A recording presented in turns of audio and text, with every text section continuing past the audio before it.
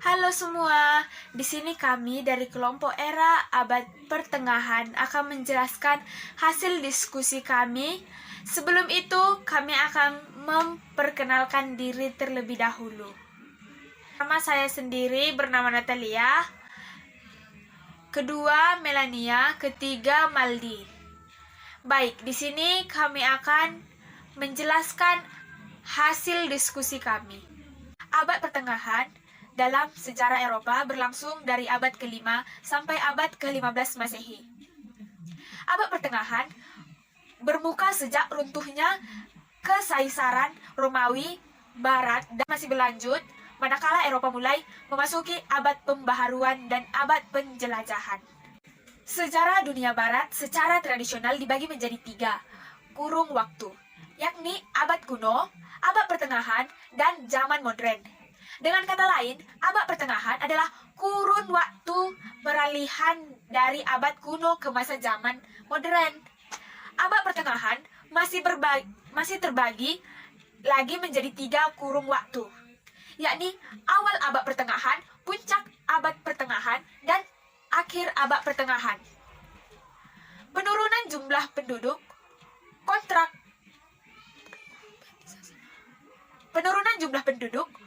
kontrourbanisasi, invasi, dan perpindahan suku-suku bangsa yang berlangsung sejak akhir abad kuno masih berlanjut pada awal abad pertengahan. Perpindahannya ini yang pertama itu perpindahan penduduk berskala besar pada zaman migrasi juga mencakup perpindahan suku-suku bangsa Jermanik yang mendirikan kerajaan-kerajaan baru di bekas wilayah Kekaisaran Romawi Barat. Pada abad ke-7, Afrika Utara dan Timur Tengah bekas wilayah Kekaisaran Bizantin dikuasai oleh Khilafah Bani Umayyah, sebuah kekaisaran Islam setelah ditaklukkan oleh para pengganti Muhammad. Meskipun pada awal abad pertengahan telah terjadi perubahan-perubahan bahan mendasar pada tataan kemasyarakatan dan politik, mengaruhi abad kuno belum benar-benar hilang. Kekaisaran Bizantin yang masih cukup besar tetap sintas di kawasan timur Eropa. Kitab Undang-Undang Kekaisaran Bizantin Corpus Juris Civilis atau Kitab Undang-Undang Justinianus ditemukan kembali di Italia Utara pada 1070 dan di kemudian hari mengundang Decak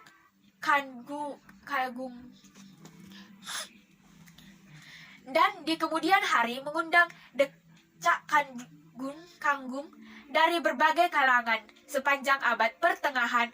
Sebagian besar dari kerajaan yang berdiri di bawah barat Eropa melambangkan segelintir peranata Romawi yang tersisa. Biara-biara didirikan seiring gencarnya usaha pengkristenan kaum penganut kepercayaan leluhur di Eropa. Orang-orang Franka di bawah pimpinan raja-raja Wangsa Caroling mendirikan kekaisaran Caroling pada penghujung abad ke-8 dan permulaan abad ke-9. Meskipun berjaya menguasai sebagian besar daratan Eropa Barat, kekaisaran Caroling pada akhir terpuruk akibat perang-perang saudara di dalam negeri dan invasi-invasi dari luar negeri, yakni serangan orang Viking dari arah utara, serangan orang Magrian dari arah timur, dan serangan orang Saracen dari arah selatan. Pada puncak abad pertengahan yang bermula sesudah tahun 1000 Masehi, populasi Eropa meningkat pesat berkat munculnya inovasi-inovasi di bidang teknologi dan pertanian yang memungkinkan berkembangnya perniagaan. Lonjakan populasi Eropa juga disebabkan oleh perubahan iklim selama periode suhu hangat abad pertengahan yang memungkinkan peningkatan hasil panen. Ada dua tataan kemasyarakatan yang diterapkan pada puncak abad pertengahan, yakni manorialisme dan feodalisme. Manorialisme adalah penertibaan rakyat jelata menjadi pemukim di desa-desa dengan kewajiban membayar sewa lahan dan bekerja bakti bagi kaum nigrat. Sementara feodalisme adalah struktur politik yang mewajibkan para kesatria dan kaum nigrat kelas bahwa untuk maju berperang membela junjungan mereka sebagai ganti anugerah hak sewa atas lahan dan tanah pertuanan, atau bahasa Inggrisnya itu manor. Perang salib yang mula-mula diserbu pada 1905 adalah upaya militer umat Kristen Eropa Barat yang merebut kembali kekuasaan atas tanah suci dari umat Islam. Raja-raja menjadi kepala dari negara-negara bangsa yang tersentralisasi sistem kepemimpinan semacam ini, menguraikan angka kejahatan dan kekerasan.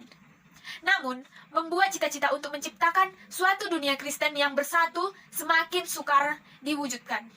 Kehidupan intelektual ditandai oleh skolastisisme, filsafat yang mengutamakan keselamatan antara iman dan akal budi, dan ditandai pula oleh pendirian universitas-universitas teologis Thomas Aquinas, lukisan-lukisan Giotto, puisi-puisi Dante dan Claude Cart, perjalanan-perjalanan Marco Polo, dan katedral-katedral berlanggam gotik semisal Katedral Karlsruhe adalah segelintir dari cabang-cabang menakjubkan pada penghujung kurun waktu puncak abad pertengahan dan permulaan kurun waktu akhir abad pertengahan. Akhir abad pertengahan ditandai oleh berbagai musibah dan malapetaka yang meliputi bencana kelaparan, wabah penyakit, dan perang yang secara signifikan menyusutkan jumlah penduduk Eropa antara 1347 sampai 1350. Wabah maut hitam menewaskan sekitar sepertiga dari penduduk Eropa. Kontroversi, bidah, dan skisma barat yang menimpa gereja Katolik terjadi bersamaan dengan konflik antar negara, pertikaian dalam masyarakat, dan pemberontakan rakyat jelata yang melanda kerajaan-kerajaan di Eropa. Perkembangan budaya dan teknologi mentransformasi masyarakat Eropa, mengakhiri kurun waktu akhir abad pertengahan dan mengawali kurun waktu awal zaman modern. Terminologi dan periodisasi sunting abad pertengahan adalah salah satu dari 3 kurun waktu utama dalam skema terlama yang digunakan dalam kajian sejarah Eropa, yakni zaman klasik atau abad kuno, abad pertengahan, dan zaman modern. Para pujangga abad pertengahan membagi sejarah menjadi sejumlah kurun waktu, misalnya 6 zaman atau 4 kekaisaran, dan menganggap zaman hidup mereka sebagai zaman akhir menjelang kiamat. Bila mana mengulas zaman hidup mereka, maka zaman itu akan mereka sebut sebagai zaman modern. Pada era 1330-an, humanis sekaligus penyair Italia, Petrarca, menyebut kurun waktu pra-Kristen sebagai zaman antiqua atau kuno, dan kurun waktu Kristen sebagai zaman nova atau baru. Leonardo Bruni adalah sejarawan pertama yang menggunakan periodisasi tripartitus atau 3 serangkai dalam karya tulisnya, Sejarah Orang Firenze 1442. Leonardo Bruni dan para sejarawan sesudahnya berpendapat bahwa Italia telah banyak berubah semenjak masa hidup Petrarca, dan oleh karena itu menambahkan kurun waktu ketiga pada dua kurun waktu yang telah ditetapkan oleh Petrarca. Istilah abad pertengahan pertama kali muncul dalam bahasa Latin pada 1469 sebagai media tempestas atau masa pertengahan. Mula-mula ada banyak variasi dalam pemakaian istilah ini, antara lain medium aevum atau abad pertengahan yang pertama kali tercatat pada 1604, dan media saecula atau zaman pertengahan yang pertama kali tercatat pada 1625. Istilah abad pertengahan adalah terjemahan dari frasa medium aevum. Periodisasi tripartitus menjadi periodisasi standar setelah sejarawan Jerman abad ke-17 Christoph Keller membagi sejarah menjadi 3 kurun waktu: kuno, pertengahan, dan modern. Tarik yang paling umum digunakan sebagai tarik permulaan abad pertengahan adalah tarik 476 Masehi, yang pertama kali digunakan oleh Leonardo Bruni. Bagi Eropa secara keseluruhan, tarik 1500 Masehi seringkali dijadikan tarik penutup abad pertengahan. Akan tetapi mengenai tarik penutup abad pertengahan tergantung pada konteksnya. Tarik peristiwa-peristiwa penting seperti tarik pelayaran perdana Christophorus Columbus ke benua Amerika pada tahun 1492. Tarik penaklukan Konstantinopel oleh orang Turki 1453 atau tarik reformasi Protestan 1517. Kadang-kadang pula digunakan para sejarawan Inggris seringkali menggunakan tarik pertempuran Bosworth 1485 sebagai tarik penutup abad pertengahan. Tarik-tarik yang umum digunakan di Spanyol adalah tarik kemangkatan Raja Fernando II 1516, tarik kemangkatan Ratu Isabel I 1504, atau tarik penaklukan Granada 1492. Para sejarawan negara-negara penutur rumpun bahasa Romawi cenderung membagi abad pertengahan menjadi 2 kurun waktu, yakni kurun waktu tinggi sebagai kurun waktu yang terdahulu dan kurun waktu rendah sebagai kurun waktu yang terkemudian.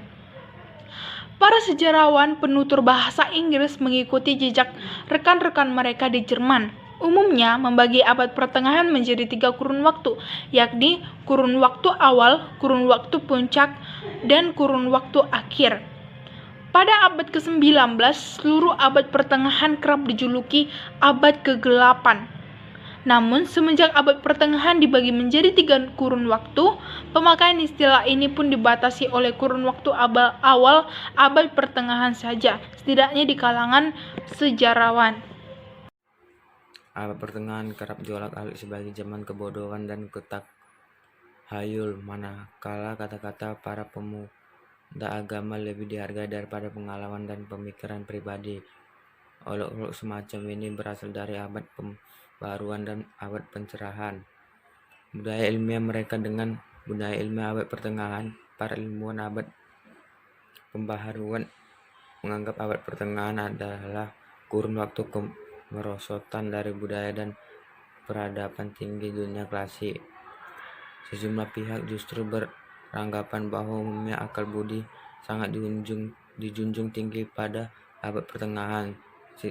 Sejarawan ilmu pengetahuan Edward Grant pernah mengemukakan dalam tulisan bahwa munculnya gagasan rasional yang revolusioner pada abad pencerahan hanya mungkin terjadi jika pada abad pertengahan sudah ada tradisi panjang yang menetap pemberdayaan akal. Abad pertengahan jarang sekali menerima ancaman dari gereja dan tentunya merasa bebas khususnya di bidang ilmu pengetahuan alam untuk menuruti akal budi dan hasil pengamatan ke arah manapun ia dituntun.